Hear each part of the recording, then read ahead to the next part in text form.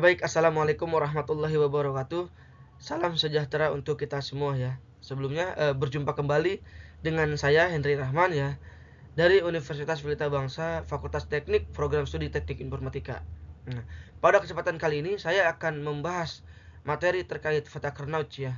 Nah, kebetulan ini menjadi tugas pertemuan ke-9 saya ya di perkuliahan semester 2 saya. Nah, seperti apa itu Fatakernaut? Nanti kita akan bahas bersama-sama ya. Nah, sebelumnya apa kabar nih teman-teman semua? Semoga kita semua selalu diberikan kesehatan, kemudahan, kelancaran dalam hal apapun itu ya. Amin ya Allah ya Rabbal Alamin. Oke, baik, tidak panjang lebar ya. Kita langsung saja bahas secara bersama-sama ya terkait materi dan tugasnya. Check it out. Oke, baik teman-teman ya. Sebelum kita bahas lebih lanjut ya, lebih dalam terkait Fatakernaut ini, alangkah baiknya kita mengetahui pengertian tentang Fatakernaut ataupun Mapkernaut itu sendiri. Oke, nah ini yang pertama ya. Kita bahas pengertian terlebih dahulu. Nah, pengertian Fatakernaut. Apa sih Fatakernaut itu? Nah, yang pertama, suatu tabel dengan jalur vertikal dan horizontal yang berisi variasi variabel yang membentuk logika. Nah, lalu yang kedua, merupakan alat untuk mentransformasikan tabel ke bentuk sirkuit logika yang paling sederhana ya, atau jumlah input paling sedikit. Nah, jadi seperti itu teman-teman. Nah, selanjutnya di sini ya, ada struktur Fatakernaut. Nah, yang pertama, Fatakernaut ya, berbentuk matriks dua dimensi yang terdiri dari kotak-kotak yang mewakili kombinasi input. Nah, lalu yang kedua, jumlah baris dan kolom dalam matriks ditentukan oleh jumlah variabel input dalam fungsi logika. Nah, jadi seperti itu ya teman-teman untuk strukturnya. Nah, lanjut di sini. Nah, representasi nilai pada Fatakernaut. Nah, ya. Nah, yang pertama di sini, setiap kotak pada Fatakernaut mewakili kombinasi input dan nilainya. Nah, lalu yang kedua, biasanya 0 atau false ya, dan 1 untuk true ya. Nah, digunakan untuk mewakili nilai logika pada kotak-kotak. Nah, jadi demikian ya teman-teman. Untuk representasi nilai pada Fatakernaut itu sendiri. Nah, selanjutnya. Nah, menggunakan Fatakernaut. Nah, di sini ya. Nah, yang pertama ya, langkah-langkah umum dalam menggunakan Fatakernaut adalah membuat tabel kebenaran ya untuk fungsi logika akan disederhanakan, atau kita membuat tabel kebenaran terlebih dahulu ya untuk fungsi logika yang akan kita sederhanakan ya. Jadi seperti itu teman-teman. Nah, di sini ada poinnya ya. Nah, poinnya ya. Yang pertama, mengelompokkan kotak-kotak pada Fatakernaut ya yang memiliki nilai logika yang sama. Nah, yang kedua, menggabungkan kelompok-kelompok yang saling berdekatan untuk menyederhanakan fungsi logika. Nah, ketika kita sudah membuat tabel kebenaran dan sudah ada nilainya atau outputnya, lalu kita bisa mengkelompokkan ya kelompok-kelompok yang saling berdekatan ya, atau value-value yang saling berdekatan untuk menyederhanakan fungsi logika itu sendiri. Begitu teman-teman ya. Nah, untuk selanjutnya, nah, Fatakernaut 4 variabel ya. Di sini Di sini kita akan menyelesaikan tugas ya, ataupun saya mendapatkan tugas. Silakan buat tabel kebenaran untuk 4 variabel ya. Lalu yang selanjutnya perintahnya yaitu isi peta sesuai nilai pada tabel kebenaran. Nah, jadi seperti ini ya, kita kerjakan ya teman-teman. Nah, Fatakernaut 4 variabel. Nah, pertama ya, untuk membuat Fatakernaut 4 variabel, nah pertama kita isi tabel kebenaran. Yang pertama kita buat tabel kebenaran 4 variabel. Misalnya yaitu dengan variabel A, B, C, D ya, atau dan D ya. Nah, Y adalah sebagai nilai input ya, misal. Oke, nah teman-teman, untuk selanjutnya kita akan membahas terkait soalnya ya. Di sini ada soal Fatakernaut 4 variabel. Nah, di sini tabel kebenaran 4 variabel ya. Saya sudah membuatnya dengan 4 variabel, yaitu variabel A, B, C, dan D. Ya, dengan Y sebagai outputnya ya, atau nilai output daripada 4 variabel A, B, C, dan D. Nah, di sini 2 pangkat 4 sama dengan 16. Nah, 2 ini adalah lambang ataupun notasi ya, ataupun nilai ya, value daripada bilangan biner. Nah, untuk 4 ya atau pangkat 4-nya yaitu adalah 4 variabel yang telah saya gunakan, yaitu variabel A, B, C, dan D. Nah, sama dengan 16. Nah, pada tabel kebenaran ini dan peta Carnot ini ya, baris dan kolomnya berjumlah 16. Nah, jadi demikian. Nah, lalu di sini mengapa demikian ya? Sudah saya buat. Nah, di sini akan kita bahas ya. Nah, di sini ada baris dan kolom yaitu A, B, C, D ya. Nah, di sini ada 00 ya mewakili A bar B bar. Lalu 01 mewakili A bar dan B. Nah, di sini 11 AB ya. 10 A dan B bar. Lalu di sini untuk CD-nya ya 00 mewakili daripada C bar D bar, 01 mewakili daripada C bar D, lalu 11 mewakili daripada CD, lalu 10 mewakili daripada C dan D bar. Nah, selanjutnya mengapa di sini isinya 1011 dan 0011, 1001, 1001. Nah, di sini akan kita bahas ya. Nah, sebelum kita membahasnya ya, kita harus mengetahui value ataupun output pada 4 variabel yang telah ada ya. Nah, di sini kita akan menandai ya, kita akan masukkan value yang bernilai 1 ataupun value yang dengan ataupun nilai 1 ini. Gitu ya. Nah, yang pertama di sini ya, A bar B bar ya. A bar B bar 00, 00 A bar B bar. Lalu C bar D bar 00. Berarti di sini ya A bar B bar 00, C bar D bar 00. Berarti di sini 1 ya.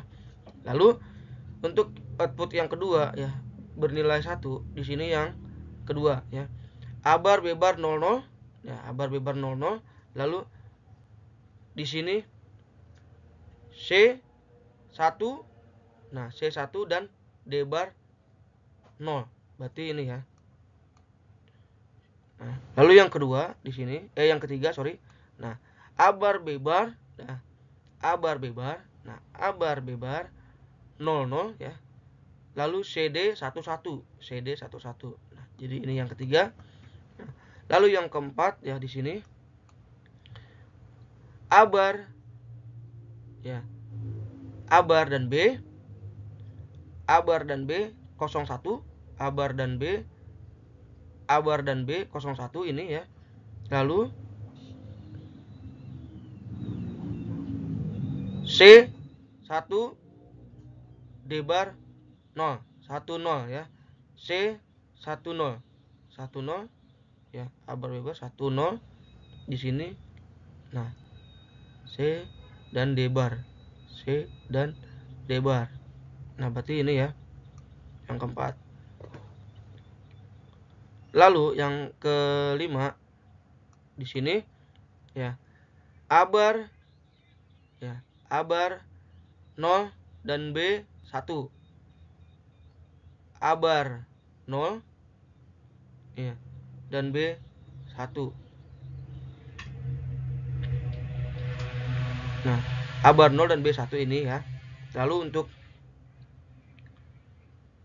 yang selanjutnya di sini C dan D. Nah, berarti C dan D ini ya, ini yang keempat. Nah, lalu yang selanjutnya ya, ini yang tadi yang kelima maksudnya, sekarang yang keenam ya. Yang keenam di sini A1 B bar 0, A1 dan B bar 0. Berarti ini ya. Lalu C bar D bar 00. Nah, ini ya. Berarti ini yang ke-6. Lalu untuk yang ke-7 di sini ya. A ya, A B bar 10, A di sini A B bar 10, A B bar 10. Lalu C ya, D bar 10, C D bar 10. Berarti ini ya teman-teman yang diisi. Nah, ini yang ke-7. Nah, lalu yang ke-8. Nah, kita tandai dulu ya. Nah, di sini AB11, AB11. Nah, AB11 ya. Lalu di sini C bar D bar. C bar D bar 00. C bar D bar 00 berarti di sini ya. Ini yang ke-8. Nah, lalu yang ke-9 di sini AB11, AB11 ya. Lalu di sini C1 D bar 0, 10 ya. CD C dan D bar 10, C dan D bar 10. Berarti di sini ya, di sini. Ini yang ke-8. Ini yang ke-9 ya. Yang terakhir. Nah, jadi seperti ini cara mengisi pada peta kernotnya ya. Lalu yang sisanya di sini ya, kita isi dengan 0 ya. Saya sudah isi dengan 0 ya. Karena dengan value ataupun yang bernilai 1 sudah kita masukkan ya. Berarti di sini contoh kita bedakan ya. Kita bedakan di sini menjadi, nah, di sini 0 0 0 ya, sudah kita isi 0 0 0 0 ya. Jadi demikian. Nah, untuk cara pengisian pada tabel Varta Kernot ya, 4 variabel ya. Demikian teman-teman. Jika ada yang tidak mengerti ataupun yang belum paham, bisa ditanyakan nanti di kolom komentar terkait peta kernot 4 variabel ini. Oke ya. Untuk selanjutnya,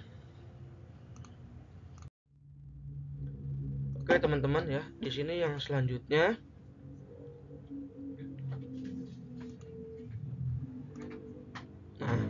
ya, di sini penjelasan ya, penjelasan terhadap peta kernot 4 variabel yang telah saya buat ya. Jadi demikian untuk penjelasannya teman-teman. Di sini ya, untuk yang pertama, baris dan kolom peta kernot ya diatur berdasarkan kombinasi variabel AB dan CD ya, yang tadi telah kita bahas. Lalu yang kedua, nilai di setiap sel peta kernot ya adalah nilai output Y dari tabel kebenaran untuk kombinasi A, B, C, dan D yang sesuai. Nah, jadi demikian teman-teman ya untuk pengertian dalam materi ataupun soal ya yang telah kita bahas ini, 4 variabel ya, ataupun peta kernot 4 variabel. Jadi demikian untuk penjelasannya. Oke, untuk yang selanjutnya di sini sekian dan terima kasih.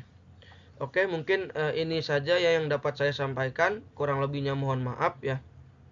Mudah-mudahan materi dan soal ya yang telah saya bahas terkait peta kernot 4 variabel ini dapat bermanfaat untuk kita semua ya ke depannya, dan secara umumnya ya untuk kita semua. Khususnya secara pribadi bisa bermanfaat untuk saya juga ya ke depannya untuk pembelajaran mata kuliah ini ya, mata kuliah logika informatika. Adapun itu mata kuliah yang lain pun ya demikian ya. Mudah-mudahan teman-teman dan kita semua ya, khususnya saya pribadi, bisa menjawab, bisa menyelesaikan soal-soal tugas ya yang diberikan oleh dosen pengampu kita sendiri. Oke, baik ya. Di sini saya mengucapkan terima kasih sekali lagi apabila teman-teman telah menonton video ini ya dari awal sampai akhir ya. Mudah-mudahan dapat mengedukasi kita semua ya, mengedukasi teman-teman semua. Oke, baik. Kurang lebihnya mohon maaf ya jika ada perkataan ataupun tutur kata saya yang kurang berkenan, baik dalam penjelasan materi ataupun soal tugasnya ya. Secara keseluruhan ataupun dalam pembuatan videonya, saya mohon dibukakan pintu maaf yang sebesar-besarnya.